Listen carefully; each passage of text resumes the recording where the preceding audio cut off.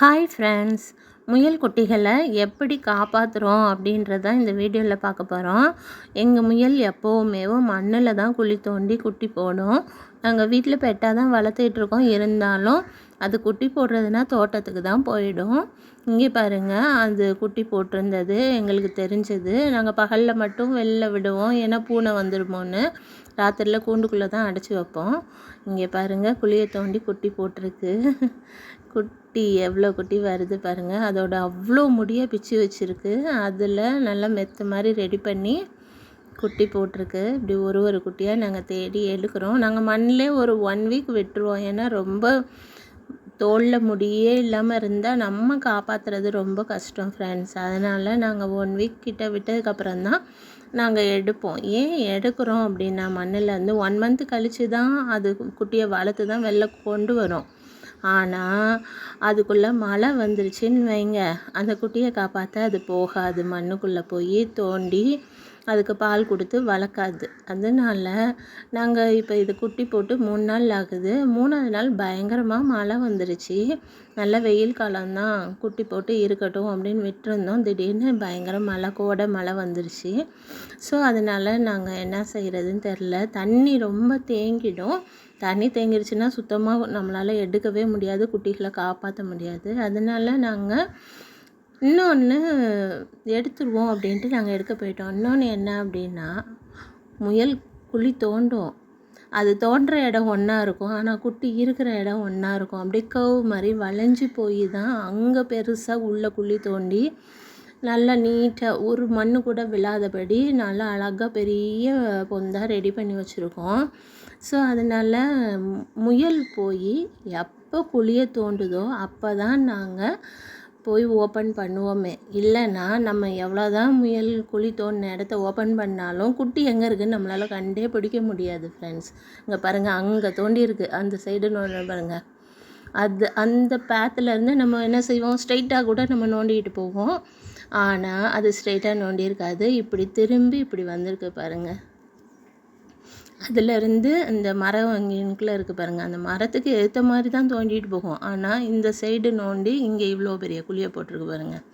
அதனால் நாங்கள் மழை எப்படா கொஞ்சமாவது நிற்கும், நின்னதும் போய் தாய் முயல் குழியை நோண்டும். குழி நோண்டுறப்ப நம்ம கரெக்டாக கண்டுபிடிச்சிடலாம் அப்படின்னு நான் யோசிச்சுக்கிட்டே வெயிட் பண்ணிகிட்டே ரொம்ப நேரம் நின்னேன். ஆனால் தாய் முயல் குழியை நோண்ட போகவே இல்லை. அதே போல் நான் அப்புறம் வேலை பார்க்க போயிட்டேன். என் பையன்கிட்ட சொல்லிட்டு போயிருந்தேன். என் பையன் பார்த்திங்கன்னா கரெக்டாக குழி நோண்டுறப்ப எங்கே நோண்டுதுன்னு கவனிச்சிட்டான். அங்கே பாருங்கள், அந்த குழியை மூடுறேன் பாருங்கள், அந்த சைடில் நோண்டி இங்கே வந்து பெரிய குழியாக நோண்டி இருக்குது. என் கையே முழங்கை அளவுக்கு உள்ளே போகிற அளவுக்கு பெரிய குழியாக நோண்டி இருக்குது. இன்னொன்று, இந்த தோட்டத்தில் நிறைய பாம்பு வேறு நடமாடும். அந்த பயத்தோட நம்மளால இப்போ ஃபுல்லாக குழி நோண்ட முடியாது மேலேருந்து.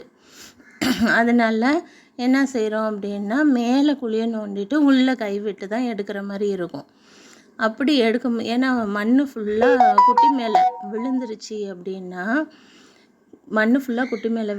அப்படின்னா, குட்டிக்கு கஷ்டமாக இருக்கும். நம்ம குட்டி எங்கே இருக்குது, மண்ணுக்குள்ளே போய் ஃபுல்லாக தேட முடியாது. இது பெரிய ஹோலாக இருக்கும் இல்லையா, அந்த முடிகளுக்கு நடுவில் இருக்கும். ஸோ கரெக்டாக கண்டுபிடிச்சி எடுத்துடலாம். அந்த மாதிரி தான் நாங்கள் இந்த குட்டிகளை ஒரு மாதமும் போட்டதுக்கப்புறம் காப்பாற்றி எடுப்போம். அதே போல் எடுத்ததுக்கப்புறம் குழியெல்லாம் நல்லா அடைச்சி மூடி வச்சுடுவோம். இல்லை அப்படின்னா பாம்பு போய் புகுந்துக்கிடும். அதுக்கப்புறம் நமக்கு பயமாக இருக்கும், சிரமமாக இருக்கும், தோட்டத்தில் இறங்கவே முடியாது. இப்போ நாங்கள் குழியிலேருந்து குட்டியை எடுத்துட்டோம். அதுவும் இந்த மல்லாட்டை கொல்லை மண் அப்படின்னு சொல்லுவாங்கள்ல, அந்த மண் மேலே போட்டிருக்க போய் தான் ஈஸியாக நாங்கள் குழியை நோண்டி எடுத்தோம். இல்லைன்னா எடுக்கிறது கஷ்டம். இங்கே பாருங்கள், இப்படி தான் எடுப்போம். இது அதுக்கு முன்னாடி குட்டி போட்டப்போ எடுத்தது. சரியாக இது வீடியோ எடுக்காதனால இதை ஃபஸ்ட்லேயே அப்லோட் பண்ணல. இங்கே பாருங்கள், முதல்ல போய் குழி நோண்டியிருக்கோம். நோண்டினதும் கரெக்டாக அந்த பெரிய ஹோல் எங்கே இருக்குதுன்னு பார்த்து அது மேலே அந்த மண்வெட்டியை வச்சு மேலே இழுத்து மேலே விட்டுறணும். மண்ணை மேலே விட்டோன்னா தான் குழிக்குள்ளே இருக்கிற முயல் குட்டி மேலே மண் ரொம்ப விழுந்துடாது. இது லேசான வெயிட் உள்ள மண் தான், பொலன்னு இருக்கிற மண் தான். அதனால குட்டி மேலே இப்படி தான் மண் லேசாக விழும். இருந்தாலும் நம்ம கரெக்டாக பார்த்து அதை ஒரு ட்ரேயில் எடுத்து வச்சு அதுக்கப்புறம் வீட்டுக்குள்ளே போய் எவ்வளோ தான் தாய்முயல் நக்கி விட்டாலும் இவ்வளோ மண்ணையும் நக்கி சுத்தம் பண்ண முடியாது.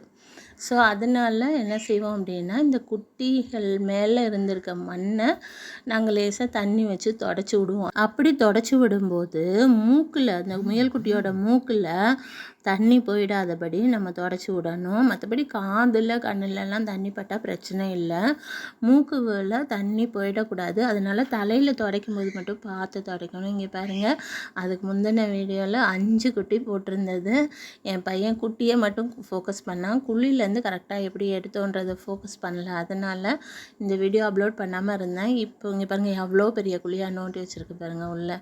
அது குழி பறித்து போகிற இடம் ஒன்றா இருக்கும், ஆனால் அது குட்டியை போட்டிருக்க இடம் ஒன்றா இருக்கும்.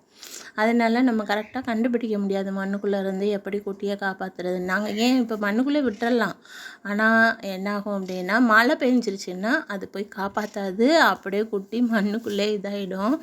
அதனால தான் நாங்கள் இந்த மாதிரி காப்பாற்றுறோம். காப்பாற்றிட்டு குழியை நல்லா அடைச்சி வச்சிடணும், இல்லாட்டி பாம்பு போய் விழுந்துக்கிடும்.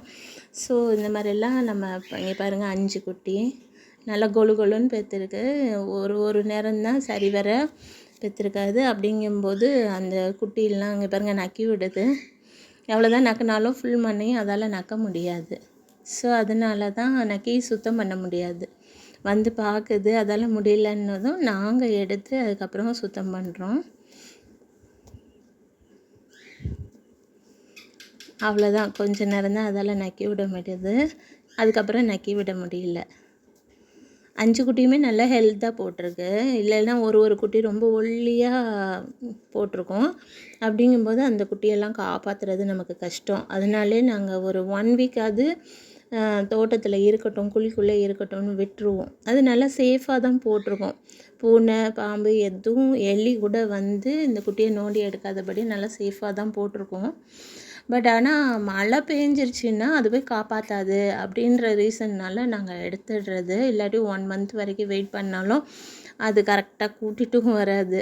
இந்த மாதிரி நிறைய குட்டியை மிஸ் பண்ணிட்டோம். ஸோ அதே போல் நிறைய பேர் வீட்டில் ட்ரேயில் குட்டி போட வச்சு பழகுறாங்க. ஆனால் எங்கள் முயலை எவ்வளோ தடவை நாங்கள் ட்ரேயில் குட்டி போட வச்சு பார்த்துட்டோம். ஆனால் அது வந்து குட்டியே போடலை ட்ரேயில். ஸோ அதனால் நாங்கள் இந்த மாதிரி குட்டி போட்டதுக்கப்புறம் எடுத்து அந்த குட்டியை சேவ் பண்ணி பத்திரமா பார்த்துக்குறோம். சப்போஸ் ஒல்லியாக குட்டி போட்டிருந்தது அப்படின்னா இந்த தாய் முயலுக்கு நம்ம வந்து சத்து டானிக்குன்னு விற்கிது. அந்த சத்து டானிக்கை நம்ம கொடுத்தோம் அப்படின்னா அந்த குட்டி போட்டு 1 வாரம் 10 நாள் வரைக்கும் இது ரொம்ப மெலிஞ்சிடும், ரொம்ப ஒல்லியாக இருக்கும். அதுக்கு நம்ம கொடுத்தோம் அப்படின்னா இது கொஞ்சம் தாய் முயலும் ஹெல்த்தியாக இருக்கும், குட்டி முயலும் ஹெல்த்தியாக இருக்கும். அதே போல் நிறைய குட்டி போடுற தாய்முயல்லாம் இறந்துடுதுன்றாங்க. அப்படிலாம் இறக்காமல் இந்த தாய்முயலும் கொஞ்சம் சத்தாக இருந்துக்கிடும். அதனால் நம்ம அந்த சத்து டானிக்கு ஊற்றலாம். இன்னொன்று, குட்டி போடுது அப்படின்னாலே அதுலேருந்து குட்டி போட போகுது அப்படின்னாலே அந்த ஒரு 10-20 நாள் வரைக்கும் நல்ல சாப்பாடு கொடுக்கணும். குட்டி போட்டதுக்கப்புறமும் தாய்முயலுக்கு நல்ல சாப்பாடு கொடுக்கணும். இலத்தலை, சாப்பாடு, சாதம். அதுக்கு இலத்தலைலாம் வயிறு பசி அடங்காது, எவ்வளோ போட்டாலும் சாப்பிட்டுட்டே இருக்கும். அப்படிங்கும்போது இலத்தலை, முட்டைக்கோசு இலை, அது போக சாதமும் கண்டிப்பாக வைக்கணும்.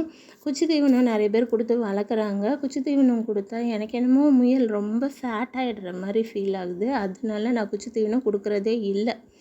குச்சி தீவனம் அதாவது சேலுக்கு விற்கிறாங்க இல்லையா, கறி நல்லா குண்டு நாய் வைக்கணுன்றவங்க, கறிக்கு விற்கிறவங்க அந்த மாதிரி கொடுக்கலாம்.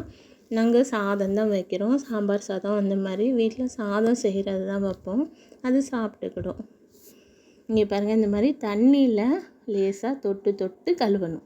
தண்ணியில் முக்கிடக்கூடாது. அப்படியே முக்கினாலும் இந்த பின்னங்காலை மட்டும் முக்கலாம்.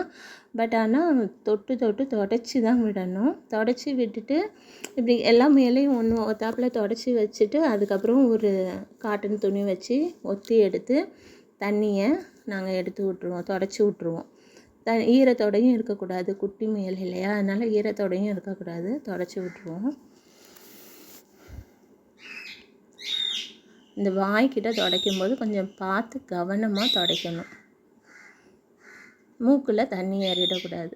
இது தொடச்ச முயல் குட்டி பறந்தப்பவே எவ்வளோ நவுந்து போகுது பாருங்கள். ஒரு இடத்துல இருக்காது, நல்லா மூவ் ஆகிட்டே தான் இருக்கும்.